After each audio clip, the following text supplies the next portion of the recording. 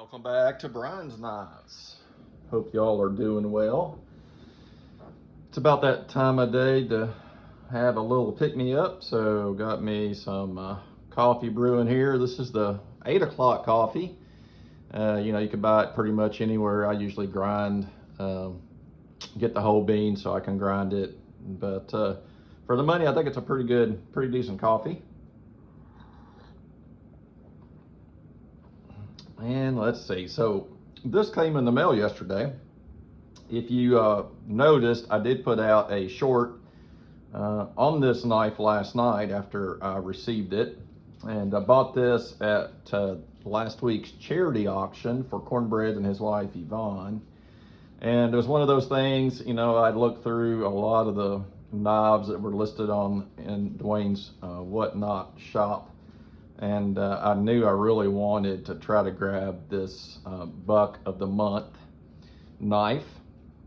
And I was able to do that, shockingly, because my budget was actually pretty small. And I didn't really think I would probably be able to get it, but I did.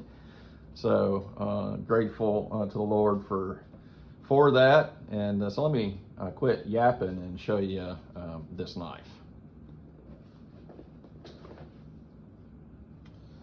And so there was another part of the box. I just slid it off there, so we wouldn't spend a bunch of time just kind of getting into it here. So typical Buck leather sheath here. You've seen these from time to time. Nice sheaths, nothing wrong with them. And then inside there's also Buck's famous Forever warranty. And as you know, they do have a fabulous warranty if you buy any of their Buck knives. So not unusual to see that, but what is different is this certificate of let me see if I can say it. A certificate of authenticity. There we go. I almost got it. And it gives the model number of the knife, 1 of 500 produced. And it says, this letter is to affirm that this Buck Model 110 folding hunter knife was made at the Buck Knives factory in Post Falls, Idaho. This modern 110 features a unique drop point blade in smooth satin finished S30V steel with a black Cerakote coated thumb stud. The handle houses OD green G10 inlays finished with brushed nickel silver bolsters. Included with your knife is a black leather sheath. This Model 110 is 1 of 500 knives made as part of the Buck of the Month online exclusive program. So pretty darn cool that I ended up with this knife. So let me show it to you. We'll kind of look at a traditional 110 that I've got here and do just a little bit of comparison so you can kind of see what some of the differences are. And apologies because, the dogs have been asleep. And of course, as soon as I get out, get the camera set up, they wake up and start playing with whatever. So, so let's take a look here. Just a beautiful, beautiful knife. I think I bumped the camera. And so you can see Buck 110 and the dating code there, which I forgot to look that up. I think Dwayne mentioned what month and year this knife was, so forgive me for not looking that up ahead of time. But look at these beautiful OD green handles here. Really, really nice. Love the color of these bolsters. And this has worked really well. I didn't know, I've not really used a thumb stud quite like this. Well, I say it works really well, but then I can't open it. But it does. It works pretty well.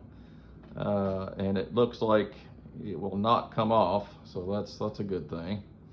I don't know if you can see it, but you can see the Bose heat treated symbol right there, and S30V for the upgraded steel that we have there. So really, really nice, and I love this drop point blade. And of course, it's got the hollow grind on it, as these knives tend to have. But yeah, just a beautiful knife. Thanks so much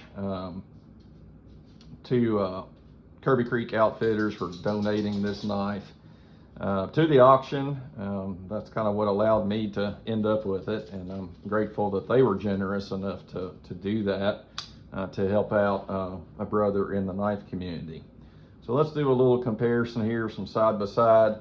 You'll see some differences right away, and most of that entails, you know, the typical handle material and the bolster difference. But look at the difference in the blades here. Definitely got your traditional clip point blade versus the drop point. Nail nick versus no nail nick. So difference there for sure. And then again, main differences are in the blade shape. But yeah, just a beautiful knife. Really glad to have that as part of my collection. I really want to carry it and use it, and then part of me is like, oh, don't do that, you know, it's a buck of the month knife, and I don't know, we'll see what ends up happening with it. But you know, I do use most of my knives. I have a few put up that are kind of safe queens, but for the most part, if I buy a case knife or a buck knife, it's going to get used. So I'll have to think about this one some more.